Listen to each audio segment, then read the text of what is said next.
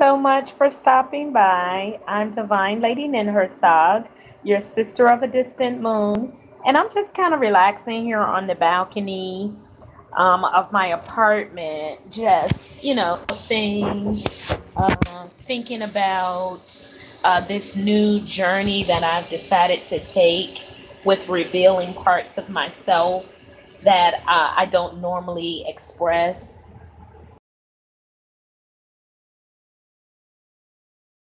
Really more than 9 years.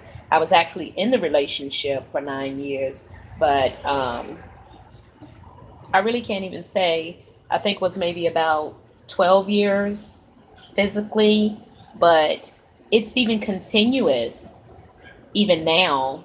And I know that it had to be at least mm, 15 years ago since I've been in that relationship, probably more than that.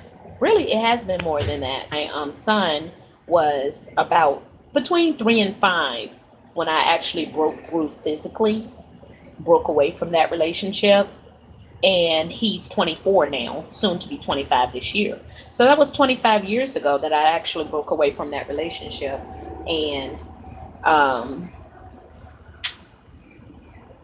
I'm just now having the courage through meditation, through spiritual practice, and just through awareness, a sense of awareness. I'm just now having the courage to even begin to talk about it and share with people the impact that it has had on my life. Um, Still got on my workout clothes. I thought about taking another walk, so I didn't want to go ahead and change out of them. I'm going to be going out a little bit in a few hours. So I was just sitting here contemplating, enjoying the nice day because it's very nice today. The weather is great. Uh, but I just wanted to encourage, you know, anyone that's experiencing any type of domestic violence in your life. And it's not always about the physical touch, the hitting. It's psychological, as you've heard me talk about before, the psychological damage, the verbal damage, the mental damage, and also the physical damage. It's all of it. Um,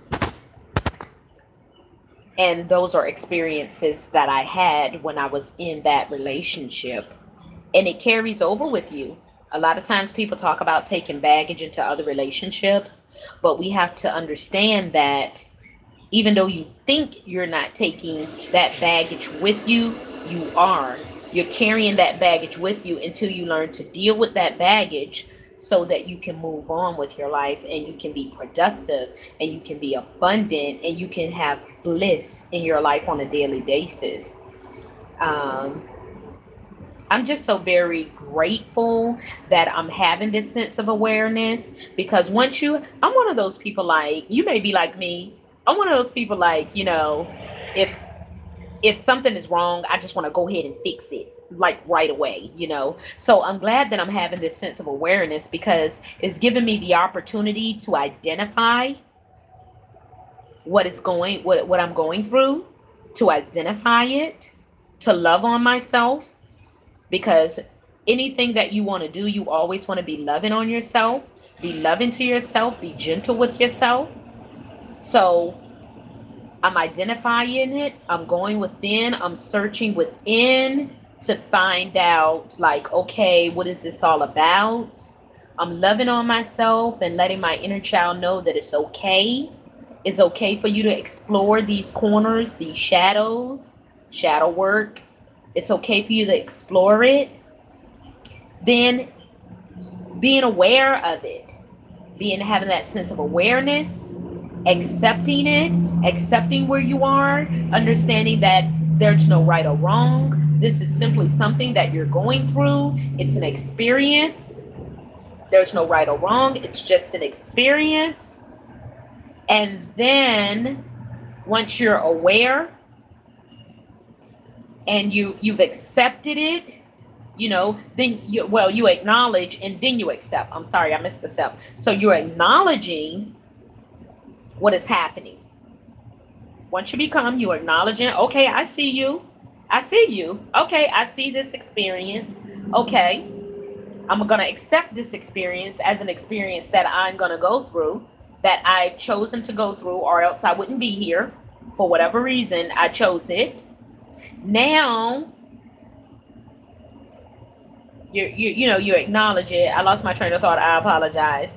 And then once you follow those steps, then that end result is that you're going to take care of yourself. You're going to nurture yourself. You're going to have ritual beautification ritual that lets you know that, okay, you've been through that experiences, you've acknowledged it, you've accepted it, and now it's time for you to take care of yourself.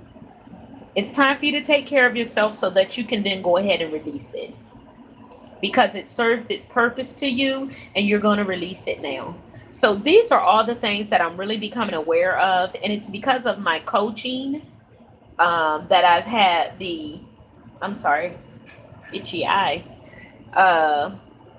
It's because of the coaching that I can identify these things, these steps. I can identify myself walking through these steps. And as you do that more and more, you start to identify all situations. You start going through all the steps, and it helps you to deal with these experiences a lot better than just being really emotional about everything. And being able to process it. It's a process, and the more you do it, the faster the process gets, and you'll find yourself going through these obstacles and like with no problem. You just going. And because the process becomes easier and easier, you find your life more blissful, and living in the now moment. There's no such thing as tomorrow or yesterday, because everything is happening right now. We want to be present in the right now. And being able to do that does come with daily spiritual practice. You have to have some daily spiritual practice, and really your exercise routine or your walking, all that can be considered a part of your spiritual daily practice. And that was just revealed to me. That is a part of my spiritual daily practice. So really, I spend about 2 to 3 hours, probably more than that, now that I've identified my walking as part of my spiritual daily practice, about 3 to 4 hours a day in spiritual practice. Because everything happens on the spiritual first. So you have to build up your spiritual so that you will be unstoppable on the physical. That's why spiritual practice is so important. That's why.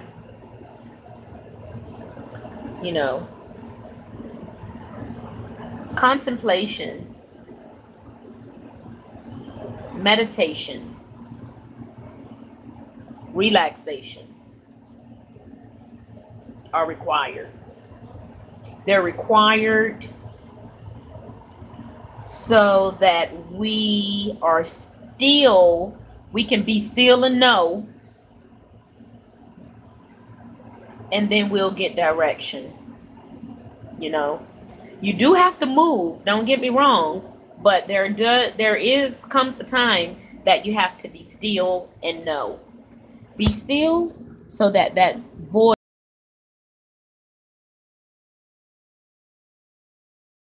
and then you know which direction to go into. I never even thought about talking about domestic violence or anything like that on camera. This was only revealed to me a few days ago when I actually first started.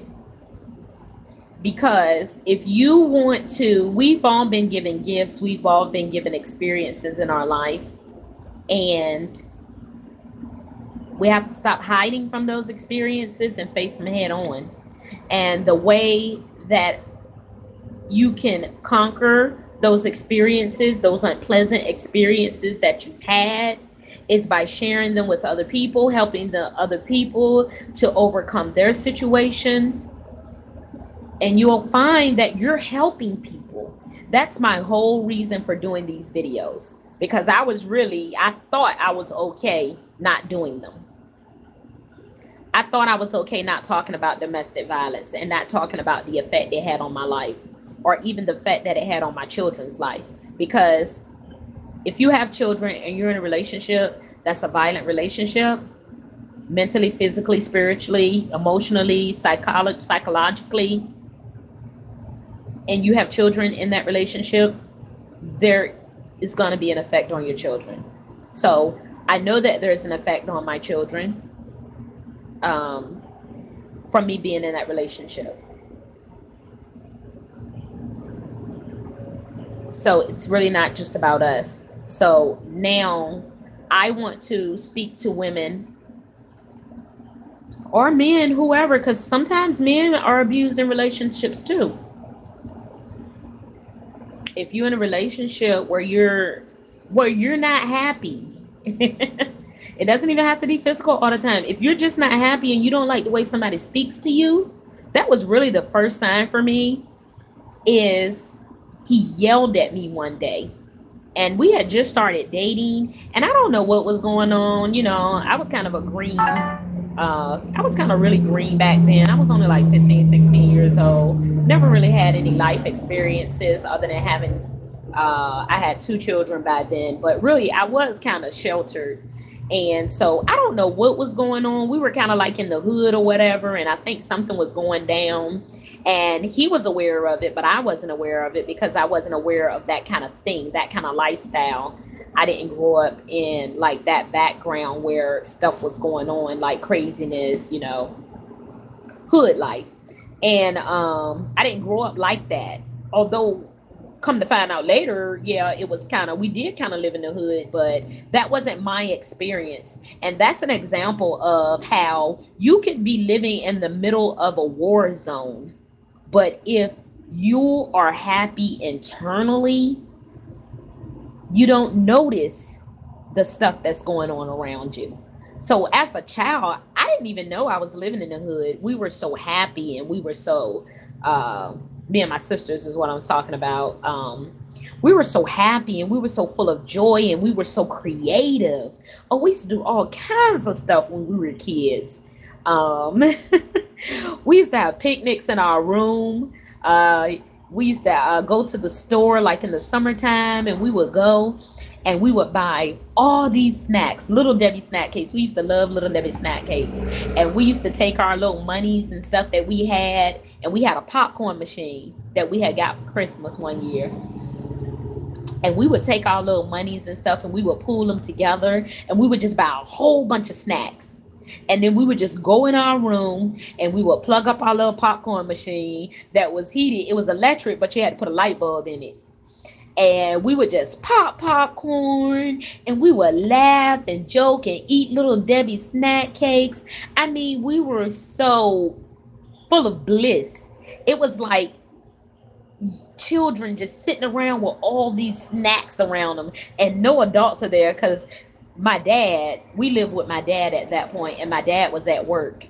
And my dad's girlfriend, she used to babysit us, but she probably would be home or something, because they lived across the walk from us.